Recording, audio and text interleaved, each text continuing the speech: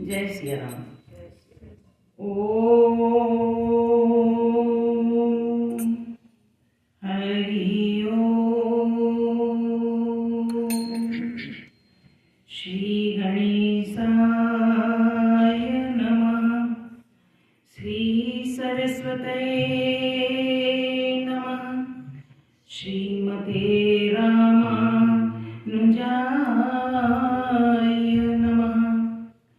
लक्ष्मीनाथ समारम्भां नाथयामुनिमध्यमाम् अस्मदाचार्यपर्यन्तां वन्दे गुरु परम्परां। वन्दे गुरु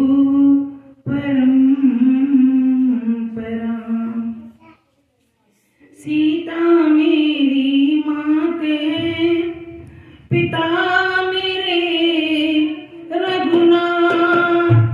इन दोनों के चरणों में मेरा कोटि कोटि प्रणाम। मेरा कोटि कोटि प्रणाम। आए हैं तो प्रेम से लो हरि का नाम। सब भक्तों को इस दासी की जय जय सीताराम। जय जय राधेश्याम। जय जय श्री हनुमान। श्री रामायण प्रारंभ करूं, सुनो भक्त हनुमान। आसन यानी विराजियो, कथा सुनो भगवान। सियावर रामचंद्र जी की जय। पवन सुत हनुमान जी की जय। उमापति महादेव जी की जय। बोलो रे संतन की जय। परम पूज्य श्री तुलसीदास जी महाराज की जय। मंगल भवन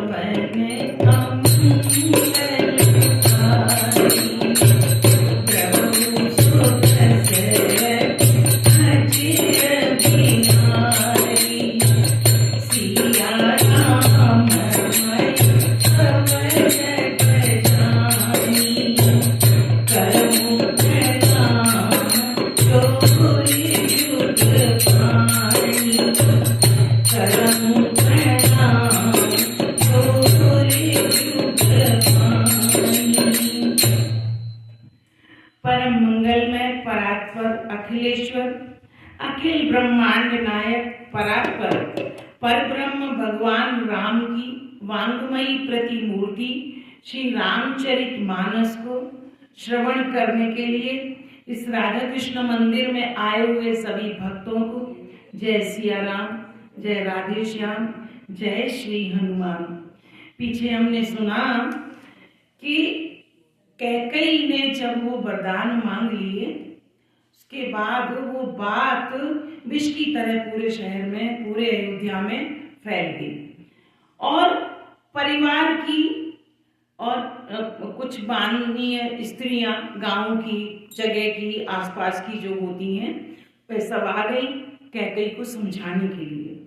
कैकेयी को समझाती हैं और कहती हैं कि कैकेयी तुम विचार करके देखो कि क्या तुमने ये जो मांग लिया 14 वर्ष का राम जी को वनवास, इससे भला किसका होगा?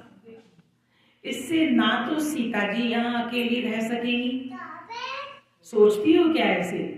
ना लक्ष्मण रह सकेंगे और ना ही भरत जी राज कर सकेंगे। भरत जी भी राज नहीं कर सकेंगे राम जी के बगैर, और ना राजा दशरथ जीवित ही रह पाएंगे। तो हृदय में विचार करके ये क्रोध छोड़ दो, इस क्रोध को त्याग दो, और शोक और कलंक की कोठी मत बनो कि इतना बड़ा कलंक अपने माथे पर मत लो, और भरत को अवश्य ही युवराज पद दे दो। इसमें कोई बुराई वाली बात नहीं है। भरत को भले ही से युवराज पद दे दो, पर श्री राम का वन में क्या काम? श्री राम का वन में क्या काम?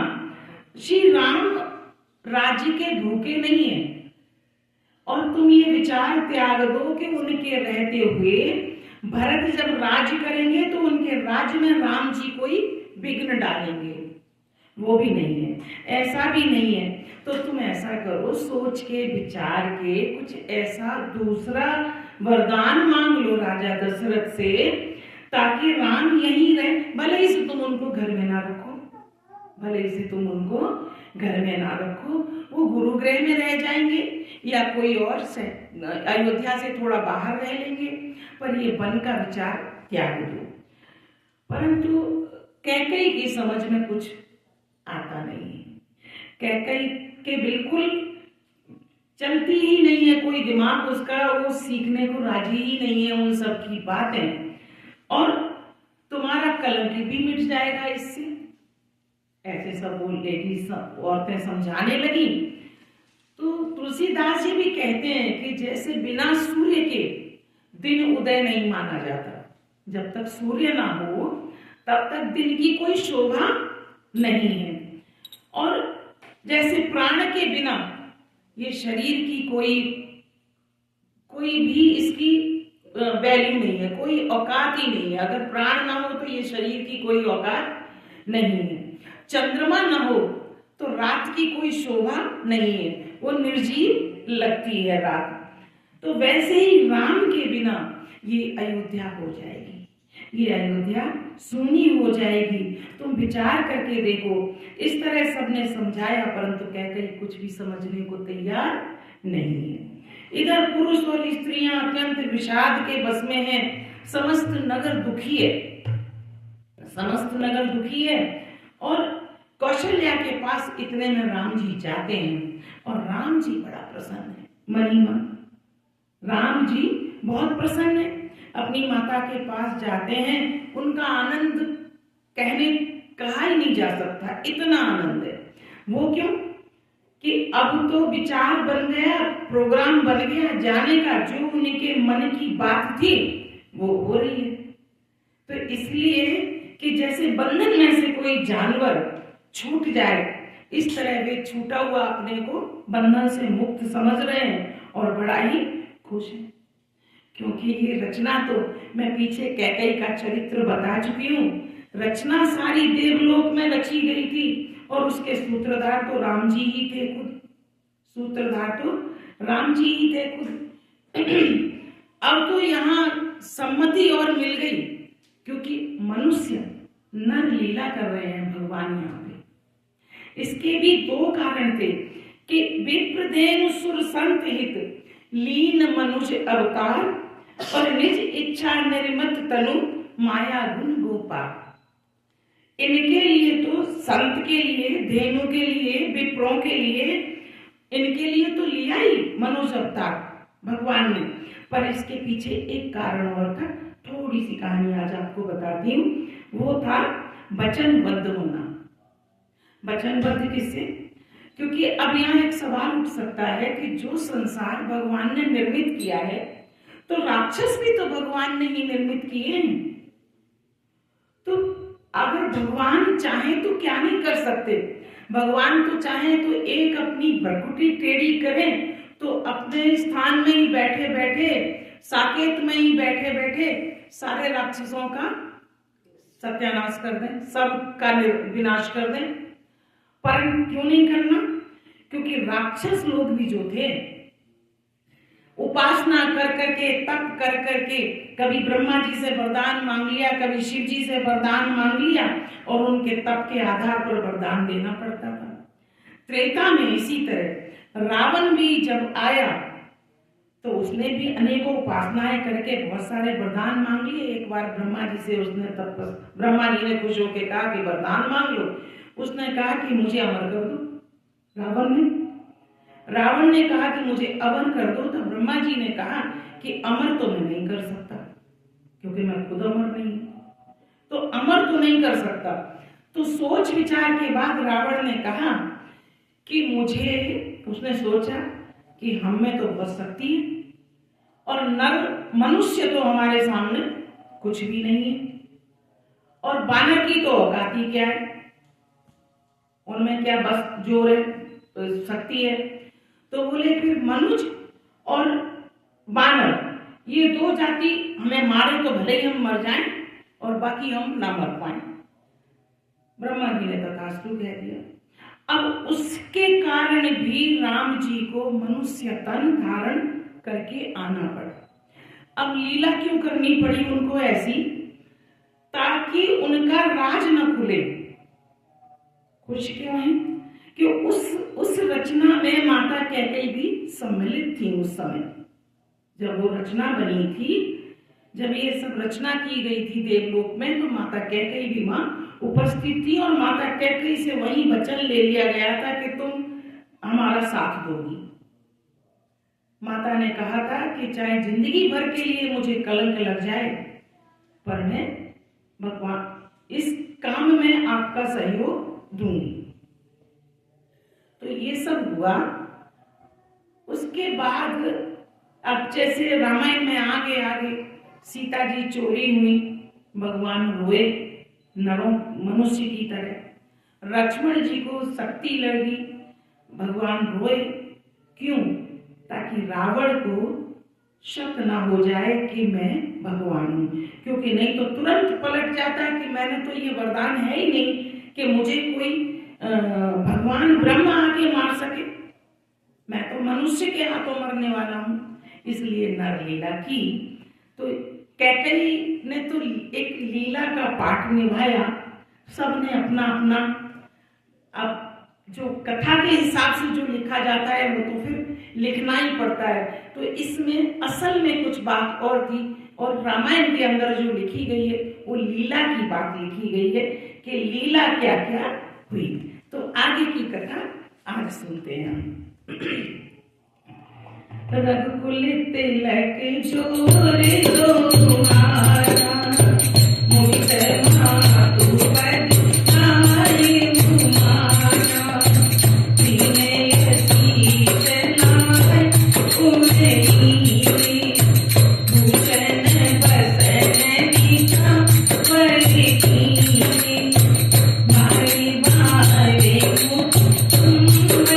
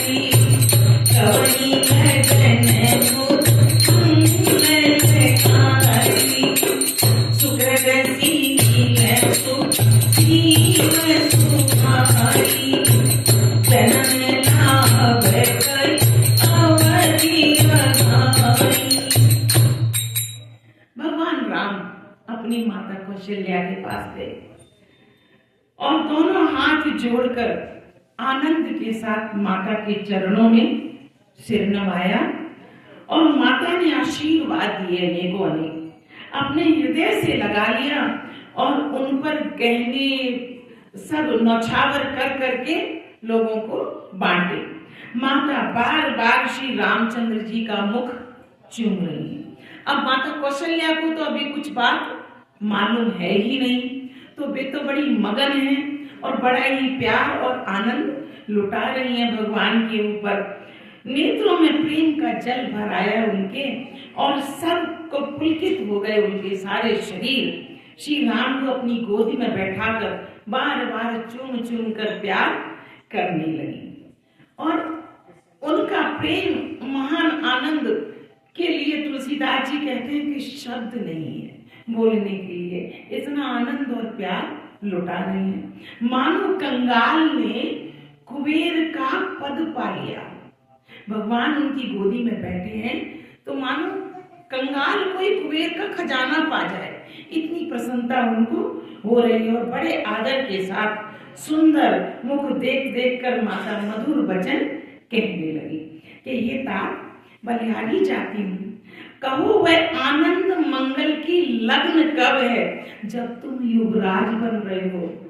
पूछने लगी माता ऐसे, मेरे पुण्य सील और सुख की सुंदर सीमा है मेरे जन्म का। जब मैं वह दृश्य देखूंगी कि आप युवराज बनकर सिंहासन पर आसीन हुए हैं तो मेरे आनंद की सीमा नहीं रहेगी। उस पल का मैं इंतजार कर रही हूँ और उसकी अवधि कब है, वो कौन सा समय निश्चित किया गया है, मैं उसकी प्रतीक्षा में हूँ।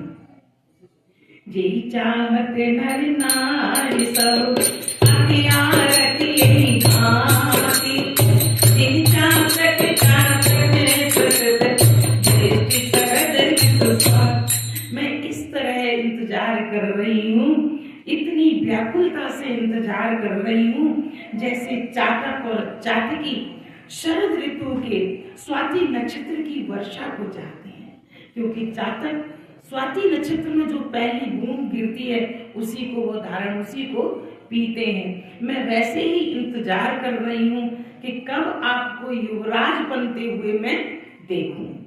और ताते जाऊं बल तेरी नाऊ, जो मन भावे मधुर कछु खाऊं। पीतु समीप गए, पीतु समीप तब जाए रुधिया। भई बड़ी बार जाई बलि मैया, मातु बचन सुन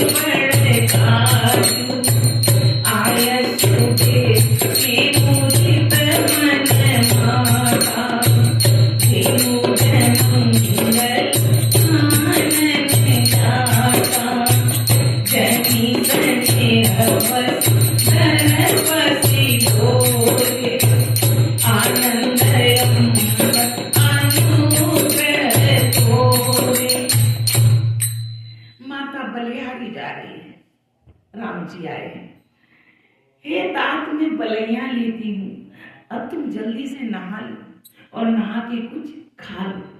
माता कहती है कि तुम जल्दी से नहा लो और नहा कर कुछ खा लो, मिठाई खा लो कुछ, तब पिता के पास जाना, पहले कुछ खा लो। बहुत देर हो गई है, मैं बलिहारी जाती हूँ।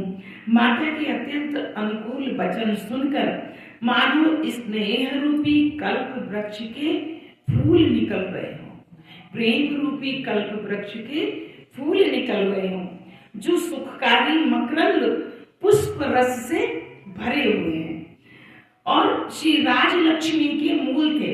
ऐसे वचन रूपी फूलों को देखकर श्री रामचंद्र जी का मन रूपी भंवरा उन पर लालच में नहीं आया। माता के इतने प्यारे प्यारे वचन सुनकर भी रामचंद्र जी का मन उस समय विचलित नहीं हुआ। नहीं तो कोई दूसरा बच्चा हो, माता इतने प्रेम से बोले तो अपना विचार बदल दे। पर राम जी तो खुश थे क्योंकि उनके मन की बात हो रही है। उनका मन इतनी प्यारी प्यारी बातों पर भी नहीं विचलित हुआ। धर्मधुरी को धारण करने वाले हैं, धर्म की गति को पहचानने वाले हैं।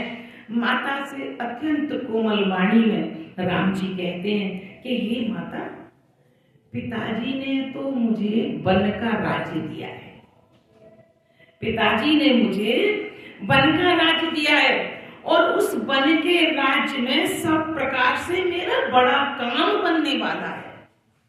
उस वन के राज्य में मेरा सब प्रकार से बहुत बड़ा काम बनने वाला है। हे माता, तुम प्रसन्न मन से मुझे आज्ञा दे दो वहां जाने की, जिसमें मेरी वन यात्रा में आनंद मंगल हो। आप अगर प्रसन्न मन से मुझे आज्ञा दे देंगी तो मेरी यात्रा में आनंद और मंगल सभी कुछ होगा। मेरे स्नेह बस भूल कर भी तुम डरना मत कि मैं जंगल में जा रहा हूँ, मैं वन में जा रहा हूँ। तुम्हें डरने की कोई जरूरत नहीं है। कहीं मेरे प्यार को समझकर मेरे प्यार में आकर आप डर जाओ तो डरना मत। तुम्हारी कृपा से मुझे आनंद ही आनंद रहेगा। तुम्हारी कृपा रहेगी तो मुझे बड़ा ही आनंद मिलेगा। बरस 4-10 विपिन बसी, कर पितु वचन प्रमाण। आय पाय तुम्हें देखियो, मन जन कर सिमलान। और कोई बहुत बड़ी चीज नहीं है। 14 वर्ष वन में रहकर पिताजी के वचन को प्रमाणित करके और उसको सत्य करके फिर मैं लौटकर तुम्हारे चरणों के दर्शन करूंगा। इस तरह राम कहने लगे, पर तुम अपने मन को दुखी मत करना, अपने मन को मलिन मत करना। इस तरह के बड़े ही प्यारे वचन राम जी अपनी माता से कहने लगे। और वचन विनीत मधुर रघुबर के, सरसम लगे मात दूर करके, सहने सुखी शीतल वाणी, जिंदवास पर आवस पानी, तन जाय कर हृदय विषादु, मनमु मही सुन के हरि नामु, नयन सजल कर कर कापी, मननी खाय दीन जनु मापी, धीरज सुत बदन निहारी, गदगद बदन कहत में तारी, ताकति कर तुम कान तिहारे, देख मुझे कभी करी न तुम्हारे, राजू दीन का सुमदीन सारा, करू जान पर ही अपराधा, तात सुनावा कोई निदानु, कोई ने कर कुल आये उपसान। जैसे ही राम जी ने ये वचन बोले, राम जी के हालांकि वचन उन्होंने बड़े ही मीठे बड़े ही नम्र भाव से बोले, परंतु माता के हृदय में बाण के जैसे चुभे। उनको बड़ी ही वेदना हुई उनसे, और बड़ी वेदना के बाद बड़ी शीतल वाणी को सुनकर कौशल्या वैसे ही सहमकर सूख गई, जैसे बरसात का पानी पड़ने से जवासा सूख जाता है। जवासा को बर्दाश्त नहीं होता बरसात का पानी, तो बरसात का पानी पड़ते ही जैसे वो सूख जाता है, वैसे ही माता का हृदय एकदम सूख गया और उनका समस्त शरीर थर थर कांपने लगा। हृदय का विषाद कुछ कहा नहीं जाता, इतनी हृदय में उनकी पीड़ा है कुछ कही नहीं जाती। मानो सिंह की गर्जना सुनकर हिरनी डर कर विकल हो गई हो, इस तरह उनका शरीर थर थर कांपने लगा, नेत्रों से अश्रुधारा बहने लगी। और शरीर तो मानो काबू में उनके रहा ही नहीं। मानो मछली मांझा, मांझा कहते हैं पानी के फैन को। पहली वर्षा से जो फैन उत्पन्न हो, मांझा उत्पन्न हो, उसे खाकर मछली पगला गई हो जैसे। इस तरह से बदहवासी हो गई माता कौशल्या। यह वचन सुनने के बाद धीरज रखकर, फिर उन्होंने धीरज रखा। धीरज रखकर पुत्र का मुख देखकर माता गदगद वचन कहने लगी और बोली कि हे तात, तुम तो पिता को प्राणों के समान प्यारे थे, प्राणों से भी ज्यादा प्यारे थे। फिर तुम्हारे चरित्र को देखकर तो वे नित्य प्रसन्न हुआ करते थे।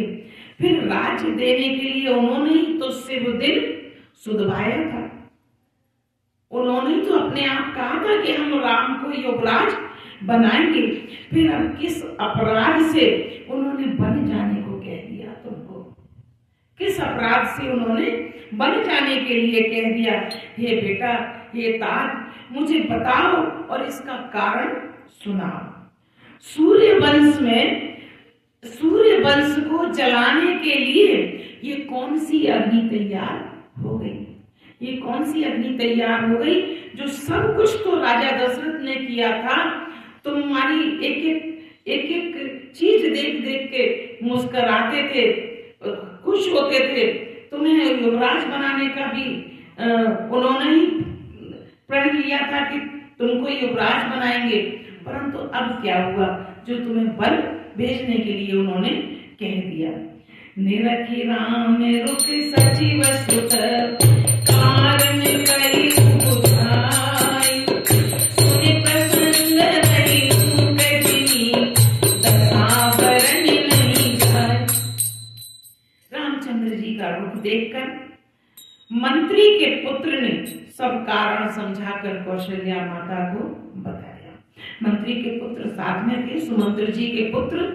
तो उन्होंने राम जी का देखा कि राम जी कुछ बोल पा रहे हैं और कौशल्या जानना चाहती हैं कि किस कारण से ऐसा हुआ। तो मंत्री जी के पुत्र ने उनको सब कारण बताया कि क्या कारण, क्या कहानी हुई। उस प्रसंग को सुनकर वे गूंगी जैसी हो गई। कौशल्या माता गूंगी जैसी हो गई। उनकी दशा का वर्णन किया नहीं जा सकता। तुलसीदास जी कहते हैं कि शब्द ही नहीं है कि उस समय मैं माता कौशल्या की दशा का वर्णन कर सकूं। और राखी न सकई न कही सकी जाऊ, पुरमती उड़ेदारनी जाऊ, जितने सुधार गाई की गाऊ, गिरती बाम सदा सब गाऊ, धर्म सनिय उवै मति घेरी, भगति सांप छतु करी घेरी, कहूँ सुतई करूँ अनुरोध, धर्म चाहिए बंधु विरोध, कहूँ जानवर तो बड़ी हानि, संकट सोच दिवस बड़ी रानी, बहु समझ की करम सयानी, राम भरत दो सुख समझानी, सरल स्वभाव राम में तारी, बोली वचन भी धरी भारी, ताकि जाऊं बल सीते उनीका, आयुष सब धर्म कटीका। अब कौशल्या की गति ये है कि न राम को रहने के लिए कह सकती हैं, न राम को रख सकती हैं और न बन जाने के लिए कह सकती हैं। उनकी गति ऐसी हो गई है कौशल्या जी की कि न रहने को कह सकती हैं, न जाने को कह सकती हैं। दोनों ही प्रकार से हृदय में बड़ा ही संताप हो रहा है, उनको बड़ा ही दुख हो रहा है। मन में सोचती हैं कि देखो विधाता की चाल सदा सबके लिए टेढ़ी होती है। लिखने लगे चंद्रमा और लिख गया राहु। लिखने लगे चंद्रमा और लिख गया राहु। धर्म और स्नेह दोनों ने कौशल्या जी की बुद्धि को घेर लिया। एक तरफ स्नेह जोर मार रहा है कि स्नेह में आके उनका मन सोचता है कि सबसे लड़कर, सबसे झगड़कर मैं राम को रोक लूं, जाने न दूं। परम धर्म कह रहा है कि जो पिता की आज्ञा है तो पुत्र को निभानी चाहिए। उनकी दशा सांप और छछूंदर जैसी हो रही है, क्योंकि सांप और छछूंदर में हमेशा लड़ाई होती रहती है। तो उनकी जो बुद्धि है, बुद्धि और मन दोनों में लड़ाई हो रही है। बुद्धि कहती है ये बात मानूं, मन कहता है कि नहीं वो बात मानूं, तो दोनों में उनकी लड़ाई चल रही है। वे सोचने लगी कि यदि मैं अनुरोध हट करके पुत्र को रख लेती हूँ तो धर्म जाता है, तो धर्म चला जाता है और भाइयों में विरोध होएगा। घर के अंदर भाइयों में लड़ाई होगी। और यदि बन जाने को कहती हूँ तो बड़ी हानि होती है, बड़ा ही हानि होती है। इस प्रकार से धर्म संकट में पड़कर रानी विशेष रूप से सोच के बस हो गई। और बुद्धिमती कौशल्या जी स्त्री धर्म, पतिव्रत धर्म को ऊंचा मानकर जब उन्हें थोड़ा सा विवेक से काम लिया, जब उन्होंने, क्योंकि बुद्धि और मन से ऊंचा होता है विवेक, जब उन्होंने अपने विवेक से काम लिया तो पति धर्म को ऊंचा मानकर राम तथा भरत दोनों पुत्रों को समान जानकर, क्योंकि कौशल्या भी राम और भरत में कभी किसी में भेद नहीं करती थी। सरल स्वभाव वाली श्री रामचंद्र जी की माता बड़ा धीरज धरकर वचन बोली कि हे तात, हे बेटा, मैं बलिहारी जाती हूँ, तुमने अच्छा किया। पिता की आज्ञा का पालन करना ही सब धर्मों का शिरोमणि धर्म है, सभी धर्मों से बड़ा धर्म है। राज देनु कहि दीन बनूं, कोई सोच के तुम्हारी नगर कई रूप कई कजनी कजन करे। राज देने को कहकर बन दे दिया, उसका मुझे लेश मात्र भी दुख नहीं है, माता कहने लगी, क्योंकि अब वह प्रेम और बुद्धि दोनों से ऊंची उठकर विवेक से कार्य कर रही है। दुख तो इस बात का है कि तुम्हारे बिना भरत को, महाराज को और प्रजा को बहुत भारी कलेश होगा। ना तुम्हारे बगैर भरत रह पाएंगे ठीक से, ना महाराज रह पाएंगे ठीक से, और ना ही प्रजा रह पाएगी ठीक से। इन सबको बहुत ही दुख होगा। और जो केवल पितुआ सुखाता तो जनी जाऊ जानी बड़ी माता, जो पितुमात जगे बन जाना तो मन अवध समाना। पितुवन देव मातो बन देवी, मैं तुम्हें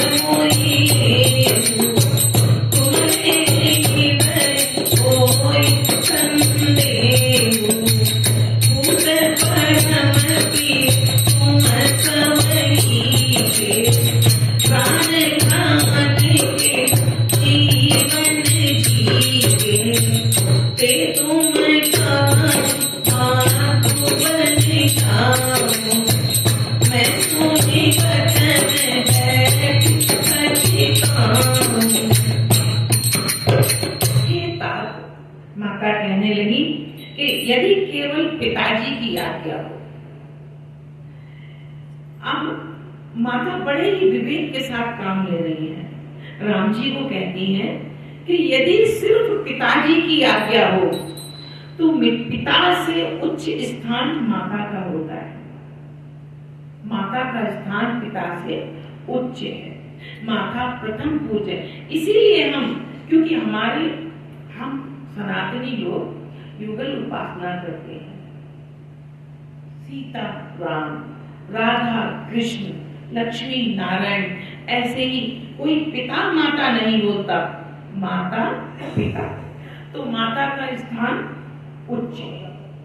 तो अगर पिताजी की केवल ये आज्ञा है बन जाने की तुम्हारी, तो माता को पिता से बड़ी जानकर वन को मत जाओ।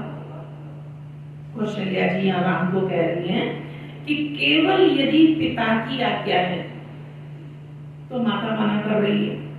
माता बड़ी स्थान को प्राप्त होती है पिता से, तो आप वन को जाने के लिए ना कर सकते हो। और किंतु यदि पिता माता दोनों ने वन जाने को कहा हो तो तुम्हारे लिए वन सैकड़ों अयोध्या के समान है, तुम्हें वन जाना है। माता कैकेयी ने और पिता ने दोनों ने यदि आज्ञा दी है तो तुम्हारे लिए वन सैकड़ों अयोध्याओं से ज्यादा है। वन के देवता तुम्हारे पिता होंगे और वन देवियां तुम्हारी माता होंगी। वहां के पशु पक्षी तुम्हारे चरण कमलों के सेवक होंगे। राजा के लिए अंत में वनवास करना उचित ही है। राजा को तो वैसे ही अपनी अंतिम अवस्था में वनवास जाना ही होता है। केवल तुम्हारी अवस्था इस समय सुकुमार हो, आप तरुण हो, युवा हो, बस ये देखकर मेरे हृदय में दुख होता है। परंतु ये बेटा, हे रघुवंश के तिलक, बड़ा भाग्यवान है। जब तुम वन को जा रहे हो तो वन ज्यादा भाग्यवान है और अवध इस समय अभागा है, जिसे तुमने त्याग दिया। क्योंकि इस समय तुम अवध को त्याग रहे हो तो अवध अभागा है, वन जा रहे हो तो वह भाग्यशाली है। हे पुत्र, यदि मैं कहूं कि मुझे भी साथ ले चलो तो तुम्हारे हृदय में संदेह हो जाएगा कि माता इसी बहाने मुझे रोकना चाहती है। इसलिए न मैं रोकूंगी और न मैं ये कहूंगी कि मुझे साथ ले चलो। मैं ये भी तुमसे बोलने वाली नहीं हूँ। हे पुत्र, तुम सभी की परम प्रिय हो, प्राणों के प्राण और हृदय के जीवन हो। वही प्राणधार तुम कहते हो कि माता मैं वन को जाऊं और मैं तुम्हारे वचनों को सुनकर बैठे पछताती हूँ, क्योंकि मैं सुन रही हूँ, मैं यहीं बैठूंगी, मैं साथ जाने वाली नहीं हूँ। यह विचार नहीं करो हट, झूठ स्नेह जहार, मानी मातु करना बिसरी, सूरज बिसरी जनिहार। यह सोचकर झूठा स्नेह बढ़ाकर मैं झूठ नहीं बोलती, मैं हट नहीं करती। बेटा, मैं बलैया लेती हूँ, माता का नाता मानकर मेरी सुध भूल न जाना। तुम मेरी याद बनाए रखना बस सदा। तुम जाओ, माता को कभी भूल ना हो। आज के प्रसंग को यहीं स्थगित करती हूँ। आगे की कथा अगले रविवार को सुनेंगे। आगे की कथा अगले रविवार को सुनेंगे। श्री रामायण समाप्त करूं, सुनो भक्त हनुमान, जागम राम सहित होय, ता तुम करो बयान। सियावर रामचंद्र जी की जय, पवन सुत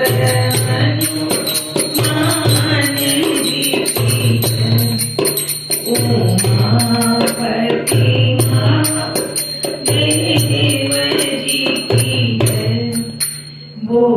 भोले भाई सावन संतन की जय। परम पूज्य श्री तुलसीदास जी महाराज की जय।